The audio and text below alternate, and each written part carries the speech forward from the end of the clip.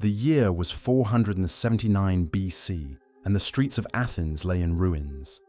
Blackened stones and charred timber marked where homes once stood. The Acropolis, that sacred symbol of civilization, bore the scars of Persian torches.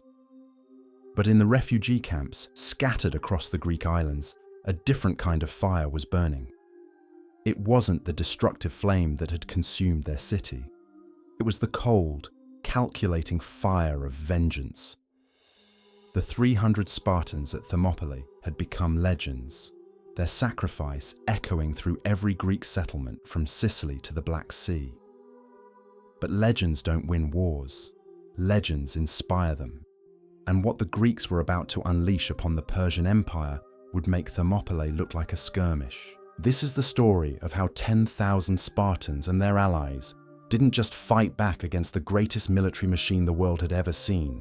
They annihilated it so completely that the Persian threat to Europe died in a single afternoon of systematic butchery. Most people know about the 300 who stood at the narrow pass. Hollywood made sure of that. But the real story, the one that changed the course of Western civilization, happened a year later on a dusty plain in central Greece. It was there that the Greek alliance stopped being victims and became executioners.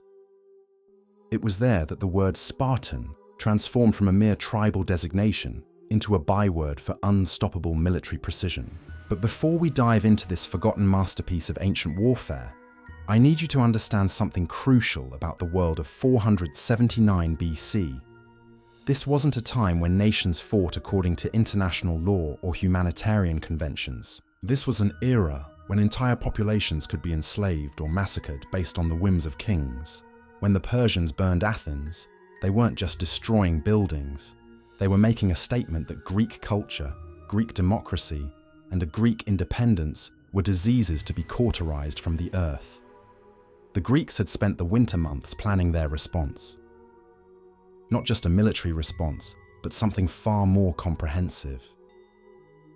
They were going to demonstrate that free men fighting for their homeland possessed a ferocity that no empire, no matter how vast, could comprehend or contain.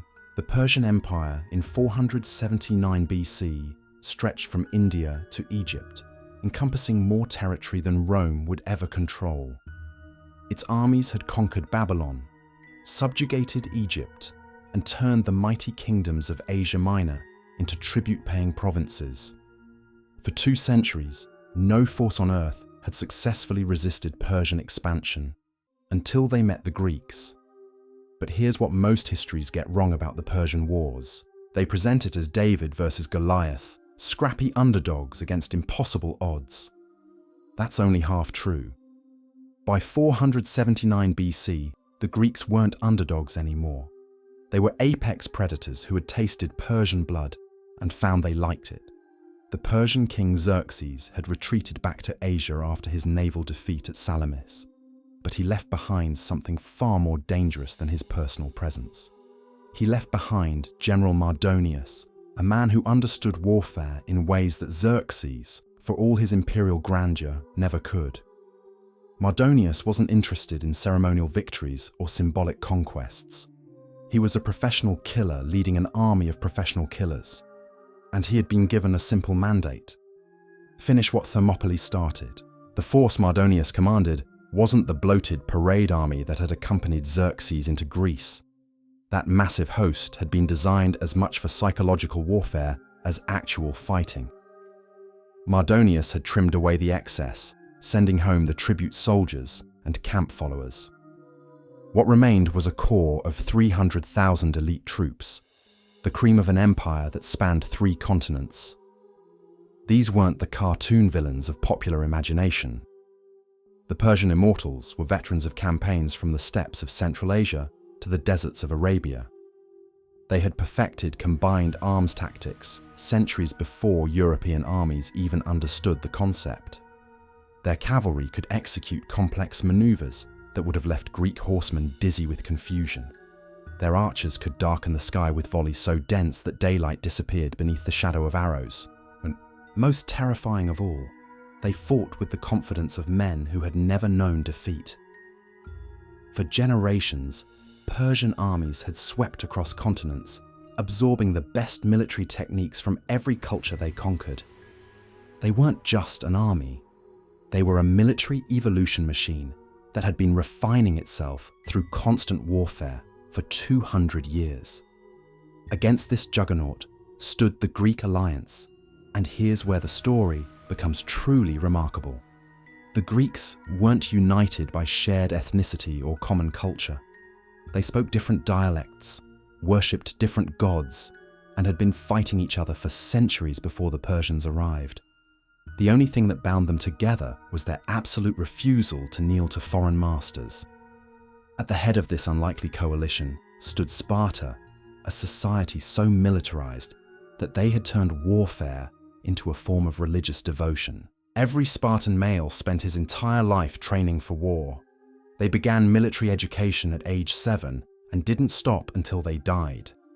By 479 BC, Sparta had produced the most lethal infantry force in human history, men who viewed death in battle not as a tragedy, but as the ultimate fulfillment of their purpose. But even the Spartans understood they couldn't face the Persian Empire alone.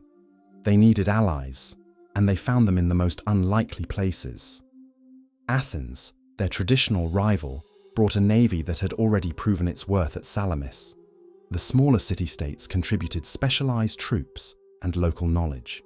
Most importantly, they all contributed something that the Persian Empire, for all its vast resources, couldn't match: the desperate fury of free people fighting for their survival. The stage was set for a confrontation that would determine whether Western civilization would survive its first existential crisis. On one side stood the Persian Empire, the greatest military machine the ancient world had ever produced. On the other stood a coalition of Greek city-states who had decided that death was preferable to subjugation. What happened next wasn't just a battle. It was a systematic demonstration of what happens when professional soldiers meet warriors who fight for principles more valuable than life itself. The Persian Empire was about to learn that conquest becomes significantly more difficult when your enemies prefer to die rather than surrender.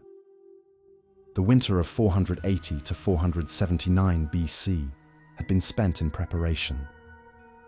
While the Persians established their base of operations in central Greece, the Greek alliance was forging itself into a weapon unlike anything the ancient world had ever seen. They weren't just training soldiers, they were creating a military philosophy that would influence warfare for the next 2 millennia. The Spartan contribution to this alliance went far beyond their reputation for individual combat prowess.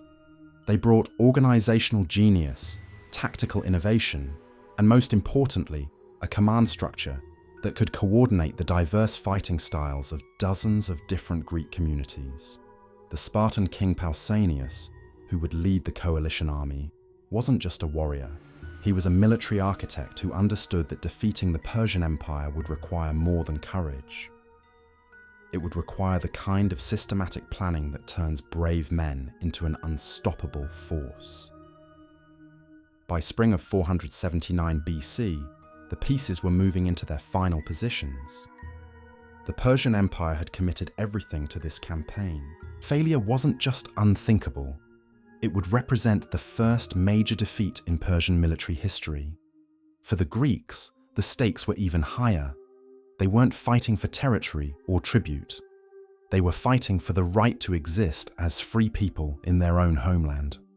The world was about to witness something unprecedented: the collision of 2 completely different military philosophies. The Persians fought for empire, glory, and the favor of their king. The Greeks fought for something far more dangerous: the belief that some things are worth dying for. The summer of 479 BC brought with it the kind of oppressive heat that makes bronze armor feel like a furnace and turns marching into an endurance test. But for the Greek alliance assembling near the Isthmus of Corinth, the weather was the least of their concerns. Reports were flooding in from their scouts, painting a picture that would have terrified lesser men. Mardonius wasn't sitting idle in his winter quarters. He was moving, and when Persian armies moved, the ground trembled. The Persian general had chosen his battlefield with the calculating precision of a master chess player. He positioned his forces on the plains near Plataea in Boeotia, where the flat terrain would give his cavalry every possible advantage. This wasn't random selection. This was psychological warfare at its most sophisticated. Mardonius was essentially sending a message to every Greek commander: come down from your mountains and face me in open ground, where your famous phalanx tactics become a liability rather than an asset. But before we witness the collision that would reshape the ancient world, we need to understand the human drama that was unfolding behind the scenes. The Greek alliance was fragile, held together by mutual desperation rather than genuine trust.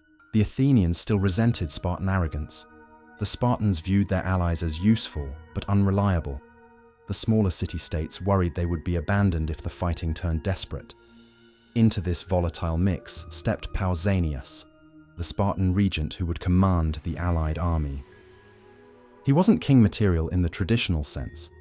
He lacked the royal bloodline that typically defined Spartan leadership. What he possessed instead was something far more valuable: the ability to transform a collection of independent armies into a unified killing machine. Pausanias understood that defeating the Persians wouldn't just require tactical brilliance.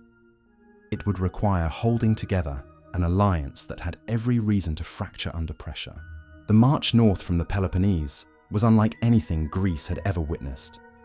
Nearly 100,000 armed men moved across the countryside in a coordinated migration that stretched for miles. This wasn't just the largest Greek army ever assembled. It was a demonstration of what free cities could accomplish when they subordinated their individual ambitions to a common cause. At the heart of this massive force marched the Spartans themselves, and here the numbers tell a story that Hollywood has never quite captured. The famous 300 at Thermopylae represented only a fraction of Sparta's military capability. Now, 5,000 Spartan citizens took the field, each one a professional warrior who had been training for this moment since childhood. But even more impressive was what surrounded them: 35,000 helots, the enslaved population that Sparta had armed and equipped for this campaign. Think about the implications of that decision. The Spartans were so confident in their cause and their leadership that they were willing to place weapons in the hands of their own slaves. It was either an act of supreme confidence or supreme desperation. Perhaps it was both. The helots weren't just cannon fodder. They were an integral part of Spartan military doctrine, trained to fight alongside their masters in a symbiotic relationship that maximized the effectiveness of both groups. The Spartans provided the heavy infantry backbone, while the helots served as light troops, skirmishers, and support personnel. Together, they formed a military system that was greater than the sum of its parts. As this massive force approached the plains of Boeotia, tension filled the air like electricity before a thunderstorm. Everyone understood that this wasn't just another battle in an ongoing war. This was the moment when the future of Western civilization would be decided. Either the Greek alliance would prove that free men could defeat the world's greatest empire, or they would die trying. The Persian response to this Greek mobilization was swift and calculated. Mardonius didn't panic at the sight of the approaching army. If anything, he seemed pleased. He had spent months preparing for exactly this scenario. His cavalry was already probing the Greek lines, testing their resolve and looking for weaknesses. His infantry was positioned to take maximum advantage of the terrain. His archers were ready to unleash the kind of devastating volleys that had broken armies from India to Egypt. But there was something different about this Greek army that Mardonius may not have fully appreciated. These weren't the same desperate refugees who had fled Athens the previous year. These were men who had spent months preparing for revenge. They had mourned their dead, buried their families, and made their peace with the gods. They weren't coming to fight for territory or glory. They were coming to settle accounts. The first contact between the two armies came not through a formal battle, but through a series of skirmishes that would set the tone for everything that followed. Persian cavalry units, resplendent in their colorful uniforms and riding magnificent horses, swept down on the Greek positions with all the arrogance of conquerors. They expected to find the same frightened civilians they had terrorized the year before. Instead, they found something that defied their understanding of warfare. The Greeks didn't flee. They didn't beg for mercy. They formed up in their battle lines and waited with the patience of professional killers. When the Persian horsemen came within range, Greek spears and javelins flew with deadly accuracy. The Persians, accustomed to enemies who broke and ran at the first sight of their cavalry, suddenly found themselves in a real fight. This preliminary skirmishing revealed something crucial about both armies. The Persians were still thinking in terms of conquest and intimidation. The Greeks were thinking in terms of extermination. They weren't trying to win a battle. They were trying to destroy an enemy so completely that the Persian threat to Europe would be eliminated forever. The psychological impact of this revelation rippled through both camps. Persian soldiers, veterans of countless campaigns, began to realize they were facing something unprecedented. These Greeks weren't fighting like subjects resisting imperial authority. They were fighting like predators defending their territory. The difference was subtle but profound, and it would prove decisive in the carnage to come. As the two armies settled into their positions, a strange calm descended over the battlefield. It was the kind of silence that comes before natural disasters, when even the wind seems to hold its breath. Both commanders understood that the next few hours would determine not just the outcome of their campaign, but the future trajectory of human civilization. Mardonius, surveying the Greek lines from his command position, saw what appeared to be a standard ancient army.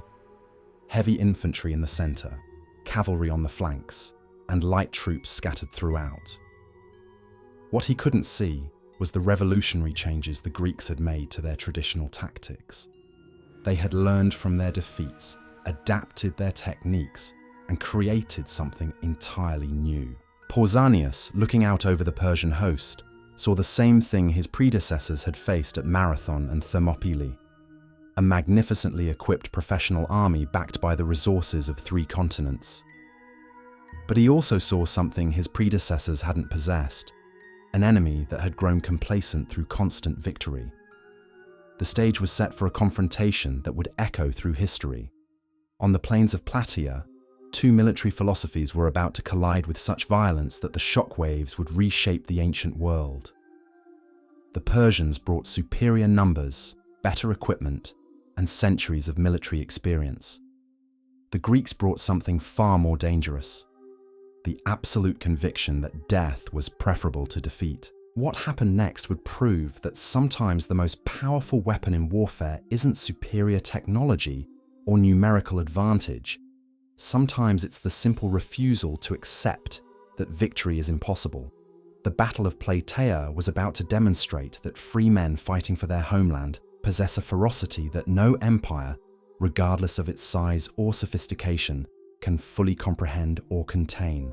The morning sun climbed higher over the Boeotian plains, casting long shadows across what would soon become one of the most significant battlefields in human history. Both armies were positioned, both commanders had made their final preparations, and the moment of truth was rapidly approaching. The Persian Empire was about to learn why conquering Greece had proven so much more difficult than conquering the rest of the known world. The tension that morning was suffocating. You could feel it in the way soldiers checked their equipment for the 100th time, in the nervous laughter that died too quickly, in the prayers whispered to gods who seemed suddenly very far away. This wasn't the romantic anticipation of glory that poets sing about. This was the cold, gnawing fear that comes when you realize you're about to participate in something that will either make you a hero or scatter your bones across foreign soil. Mardonius had spent the early hours moving among his troops, and what he saw should have filled him with confidence. The Persian army was a masterpiece of military organization. Elite units from across the empire stood in perfect formation, their equipment glittering in the morning light like a jeweled serpent coiled to strike. The Immortals, those legendary 10,000 heavy infantry who had broken Greek resistance at Thermopylae, occupied the center of the line. Their bronze-scaled armor caught the sun, creating a wall of light that hurt to look at directly. On the flanks, The cavalry units that had terrorized Europe sat mounted on horses that represented generations of selective breeding. These weren't just warriors. They were the product of a military culture that had been refining the art of war for centuries. Every piece of equipment, every tactical formation, every command structure had been tested in the crucible of constant conquest. This army had never known defeat because it had never faced an enemy capable of inflicting defeat. But something was different this morning, and the veteran Persian officers could sense it, even if they couldn't articulate it. The Greeks across the plain weren't behaving like the armies they had faced before. There was no desperate activity, no last-minute repositioning, no signs of the panic that usually preceded Persian victories. Instead, there was an ominous stillness that spoke of men who had already made their peace with death. The Greek battle line stretched across nearly 2 miles of ground, and to Persian eyes, it must have looked like a bronze-tipped hedge growing from the earth itself. At the center stood the Athenians, 8,000 strong, their shields painted with the owl of Athena. These were the men who had stood alone against Persia at Marathon, who had watched their city burn twice, who had spent a year as refugees dreaming of revenge. They weren't here for glory or conquest. They were here to collect a debt written in blood and ash. But it was the right wing of the Greek line that drew every Persian eye. There, in the place of honor traditionally reserved for the finest troops, stood the Spartans, 5,000 citizen soldiers surrounded by their Helot-light troops, forming a crimson mass that seemed to pulse with contained violence. These weren't the same 300 who had died at Thermopylae. These were their brothers, their cousins, their sons. They had come to finish what Leonidas started. The Spartan position was a statement written in bronze and iron. Every shield bore the lambda of Lacedaemon. Every spear was precisely 18 feet long, crafted from ash wood and tipped with iron that could punch through the finest Persian armor. Every man had been training for this moment since he could walk. They stood in their formation with the mechanical precision of a machine built for killing. And their silence was more terrifying than any war cry. Behind this impressive display of military might, however, a different kind of drama was unfolding.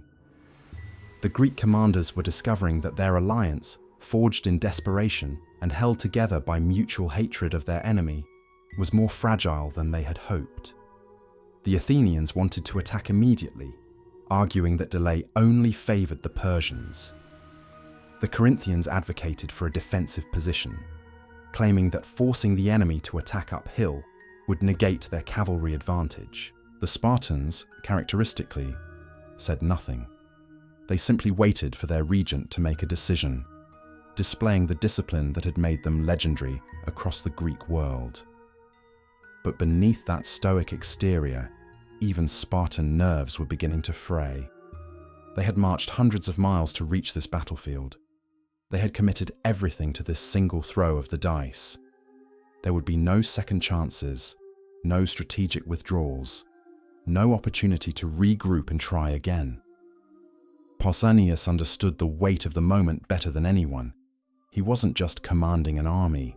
He was leading the last free army that Europe might ever produce. If this force was destroyed, if this alliance shattered, there would be nothing left to prevent Persian domination from the Atlantic to the Indus River. The pressure of that responsibility would have crushed lesser men. Instead, it seemed to crystallize his resolve into something harder than diamond. The Persian response to Greek preparations was swift and professional. Mardonius wasn't interested in dramatic gestures or symbolic victories. He was interested in destroying enemy resistance as efficiently as possible. His cavalry commanders received orders to begin probing attacks, testing Greek resolve, and looking for weaknesses in their line. His archers were positioned to rain death on any Greek unit that broke formation. His heavy infantry prepared for the methodical advance that had conquered half the world. What neither commander fully understood was that they were about to witness something unprecedented in ancient warfare. This wouldn't be a battle between two armies using similar tactics and equipment. This would be a collision between two completely different philosophies of warfare, two incompatible visions of how civilized men should live and die. The Persians fought for an empire that spanned continents. They were professionals who understood that war was politics by other means, that victory was valuable only insofar as it advanced imperial interests. They could afford to lose battles because the empire had resources to replace armies. They could afford to retreat because strategic withdrawal was often more valuable than tactical victory. The Greeks fought for something infinitely more precious and infinitely more fragile: the idea that free men could govern themselves without bowing to kings or emperors. They couldn't afford to lose because defeat meant the extinction of everything they valued. They couldn't afford to retreat because there was nowhere to retreat to. Every Greek city that fell to Persian occupation became another example of what awaited those who resisted imperial authority. This fundamental difference in motivation was about to manifest itself in ways that would shock both armies. The Persians expected to face desperate resistance, followed by inevitable collapse. The Greeks expected to either achieve total victory or die in the attempt. Neither expectation would prove entirely accurate. The first indication that this battle would be different came from an unexpected source: the omens. Both armies consulted their gods through traditional sacrificial rituals, seeking divine approval for the coming slaughter. The Persian priests, following Zoroastrian custom, examined the flight patterns of birds and declared the signs favorable. The Greek seers, reading the entrails of sacrificed animals, found mixed portents that suggested victory would come at a terrible price. But there was one omen that both sides witnessed simultaneously, and it sent a chill through even the most hardened veterans. As the morning mist began to lift from the battlefield, revealing the full extent of both armies, an eagle appeared overhead. It circled the field once, twice, 3 times, as if surveying the carnage to come. Then it swooped down and seized a snake that had been basking on a rock between the two armies. The bird rose with its prey, carrying the writhing serpent high into the sky before disappearing toward the east. The symbolism was unmistakable. The eagle was Zeus, king of the gods. The serpent represented earthbound power, imperial ambition, the kind of authority that crawled on its belly and struck from the shadows. Every Greek who witnessed this display felt a surge of confidence that their cause had divine approval. Every Persian who saw it experienced a moment of doubt that no amount of professional training could entirely suppress. As the sun climbed higher and the heat began to build, both armies made their final preparations for battle. Armor was adjusted, weapons were blessed, and final messages were dictated to scribes who might not survive to deliver them. The Persian commanders moved among their troops with confident efficiency, reminding veteran soldiers of previous victories and promising rich rewards for those who distinguished themselves in the coming fight. The Greek commanders took a different approach. There were no promises of reward, no reminders of past glories. Instead, there was a simple message that echoed down the line from the Spartan position. Today, we discover what we are truly made of. Today, we learn whether our ancestors were right to believe that some things are worth dying for. Today, we find out if freedom is just a word, or if it represents something powerful enough to break the strongest empire the world has ever known. The moment was approaching when words would become irrelevant and only actions would matter. On the plains of Plataea, under the merciless Greek sun, 2 armies prepared to write the next chapter of human history in blood and bronze. The Persian Empire was about to discover that conquering free men requires more than superior numbers and better equipment. Sometimes it requires fighting people who have already decided that death is preferable to defeat. The morning of decision had arrived, and neither army would leave this field unchanged. The first drops of blood fell before either army had formally engaged. Persian cavalry units, magnificent in their silk and bronze, swept across the plain like hunting hawks testing their prey. They rode close enough to the Greek lines to see individual faces, close enough to hear the labored breathing of men burdened by heavy armor under the climbing sun. What they expected to find was the familiar sight of enemies beginning to waver, the subtle signs of an army losing its nerve before the real fighting even began. Instead, they encountered something that defied their experience. The Greeks didn't flinch. They didn't shift nervously in their formations or cast anxious glances toward their commanders.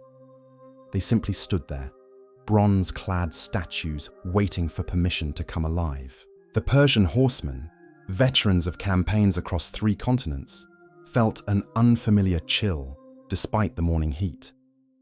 These weren't the same desperate refugees they had scattered the year before. The first real test came when a squadron of Persian cavalry, emboldened by the Greek silence, decided to push closer. They thundered toward the Megarian contingent on the Greek left, a smaller city-state's contribution to the alliance that seemed like an easy target. The Megarians held their ground until the last possible moment, then released a devastating volley of javelins that brought down horses and riders in a tangled, screaming heap. The survivors wheeled away, carrying news that would ripple through the Persian ranks like poison. The Greeks were no longer running, but it was what happened next that truly announced the changed nature of this campaign. Among the fallen Persian cavalry lay a figure that made even hardened veterans stop and stare. Mecisteus, the commander of the Persian horse, lay motionless in the dust, his magnificent armor shattered, his golden bridle scattered in pieces around his fallen mount. The most popular officer in the Persian army, a man whose presence had inspired confidence across their entire force, was dead before the battle had properly begun. The psychological impact was immediate and devastating. Persian soldiers who had never doubted their eventual victory began to experience something foreign to their military culture: uncertainty. They watched as Greek soldiers stripped the ornate armor from Mecisteus' corpse and paraded it through their ranks like a trophy. The cheering that erupted from the Greek lines carried across the plain with the force of thunder, and every Persian who heard it understood its meaning. The enemy wasn't afraid anymore. Mardonius, observing from his command position, recognized the shift immediately. His professional eye saw beyond the surface drama to the tactical implications. The Greeks had drawn first blood, claimed the psychological advantage, and demonstrated that his cavalry wasn't invincible. More importantly, they had done it with the kind of coordinated precision that spoke of genuine military competence, rather than desperate luck. The Persian general's response was swift and calculated. If his enemies wanted a real fight, he would give them one that would remind them why the Persian Empire had never known defeat. He ordered his main force to begin their advance, not the cautious probing attacks they had been conducting, but a full assault designed to crush Greek resistance through overwhelming force. The moment for testing and maneuvering was over. The time for killing had begun. What followed was unlike anything the ancient world had ever witnessed.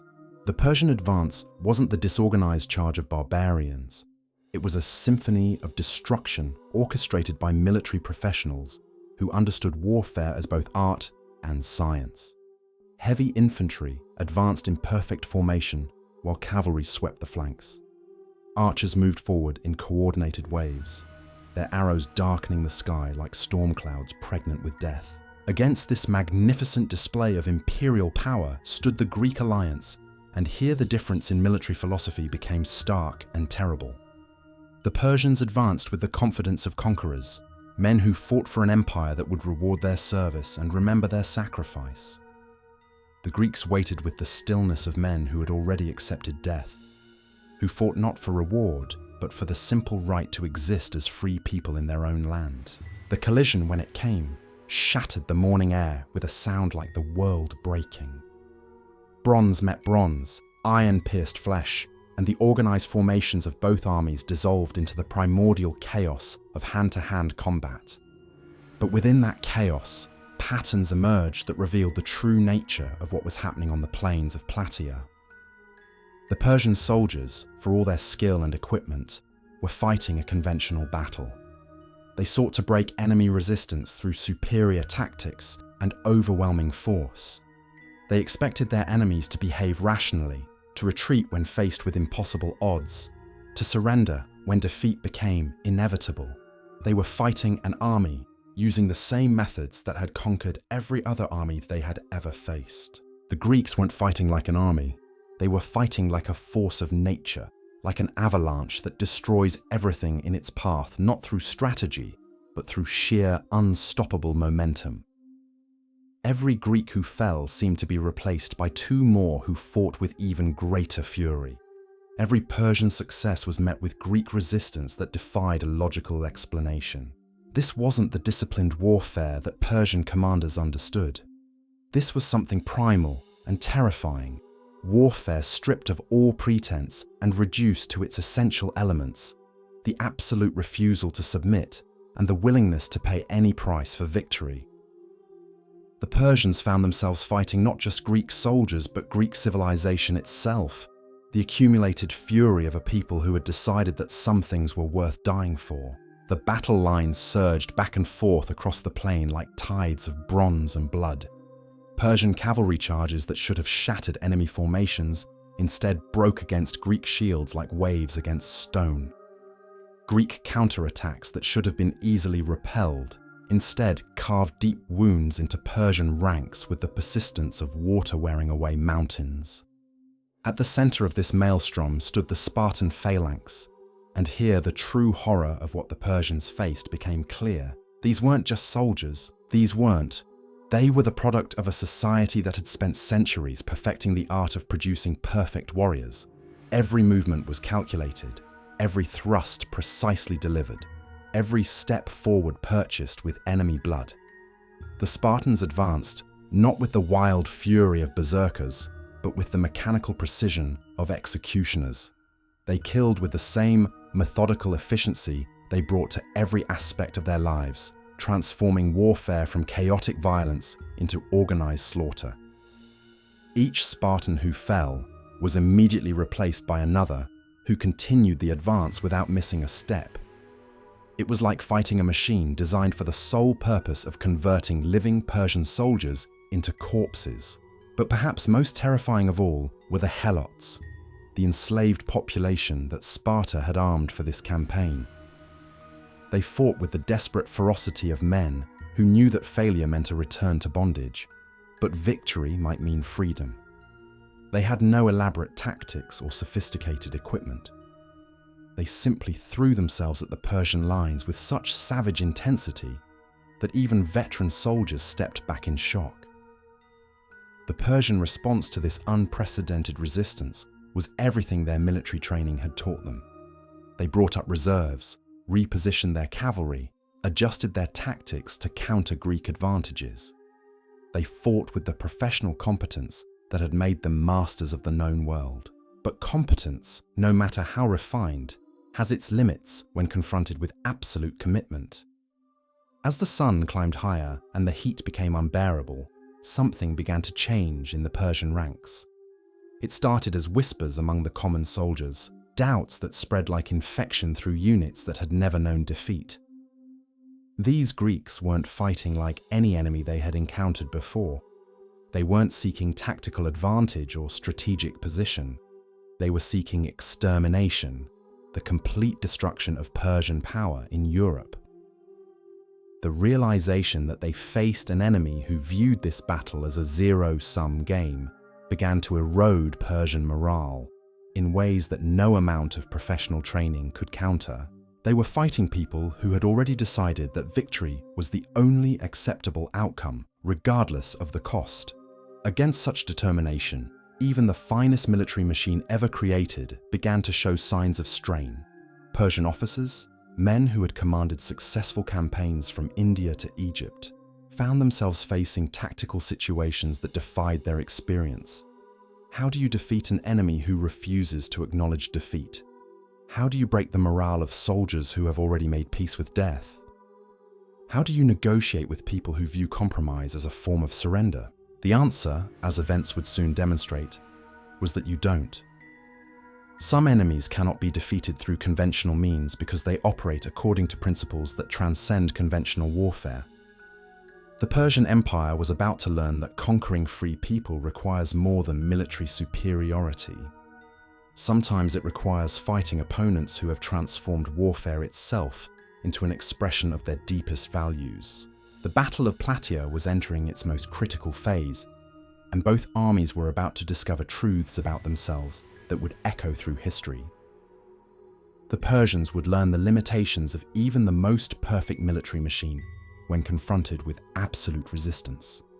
The Greeks would discover whether their principles were strong enough to overcome the greatest challenge their civilization had ever faced. The morning sun had become a merciless furnace, and beneath its glare, the future of Western civilization hung in the balance. Neither army would emerge from this crucible unchanged, and the victor would write the next chapter of human history in letters of blood and bronze. The turning point came not with trumpets or dramatic speeches, but with a single moment of tactical brilliance that would be studied by military academies for centuries to come. Mardonius, watching his elite units struggle against Greek resistance that defied every principle of rational warfare, made a decision that revealed both his genius and his fatal misunderstanding of his enemy.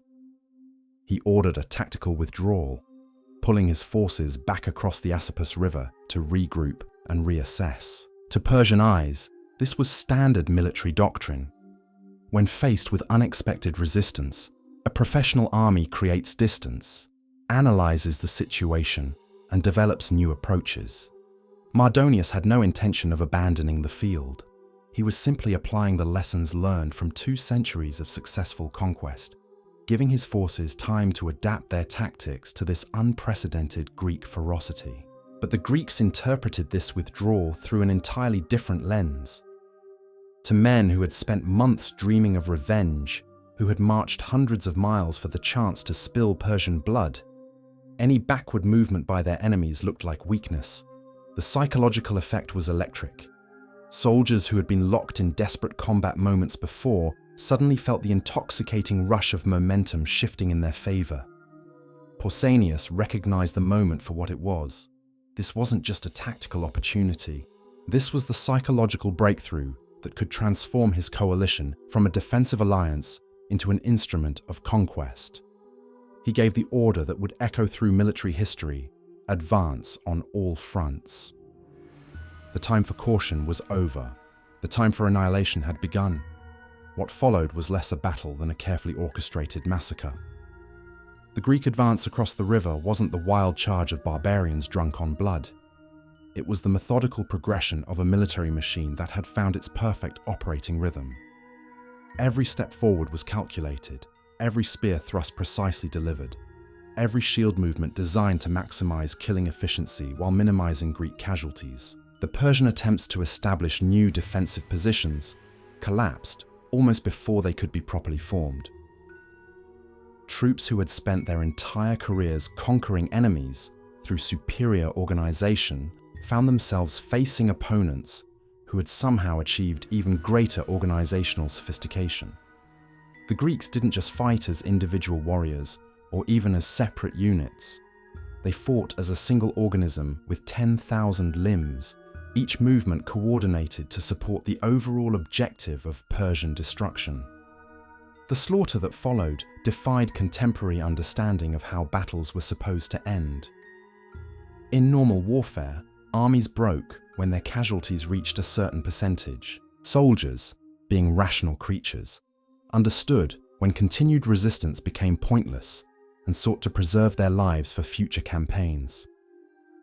The Persians reached that breaking point and began their retreat, expecting the Greeks to claim victory and end the killing. Instead, they discovered that the Greeks had no intention of settling for mere tactical victory. This wasn't about winning a battle. This was about eliminating the Persian threat to Europe so completely that future generations would never again have to fear invasion from the east. The Greek pursuit was relentless, systematic, and utterly without mercy. Persian soldiers attempting to surrender found their offers ignored. Units trying to withdraw in good order were hunted down and destroyed. The legendary Persian immortals, elite troops who had never known defeat, died in the mud beside common infantry and camp followers. Rank meant nothing. Experience counted for nothing. The only currency that mattered was the color of your clothing and the direction you had been facing when the killing began. The Persian camp, that mobile city of silk and gold that had housed the dreams of empire, became a charnel house. Greek soldiers moved through the elaborate tents like death itself, killing everything that moved and looting everything that didn't.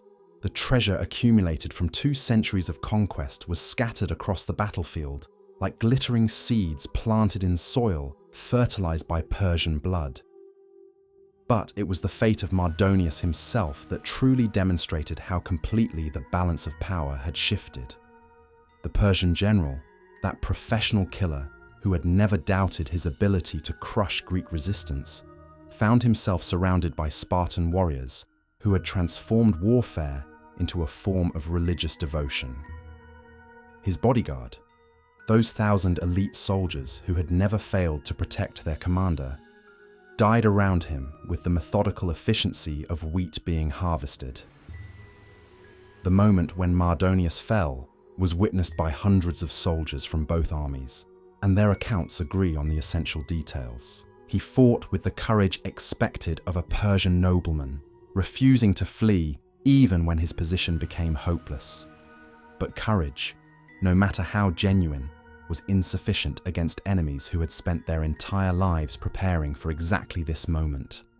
The Spartan who delivered the killing blow was no legendary hero, no prince or champion whose name would be remembered in songs. He was simply a professional soldier doing the work he had been trained to do since childhood. The death of Mardonius was notable not for its drama, but for its inevitability.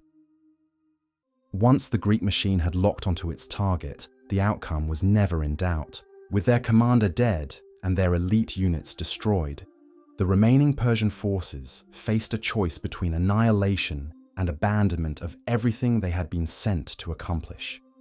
Most chose a third option that revealed the true extent of their collapse: panic.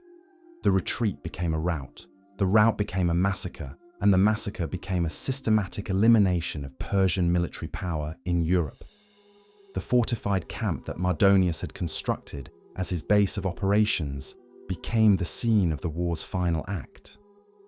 Thousands of Persian survivors had fled there, expecting its walls to provide the protection that their weapons and tactics had failed to deliver. Instead, they had trapped themselves in a killing ground from which there would be no escape.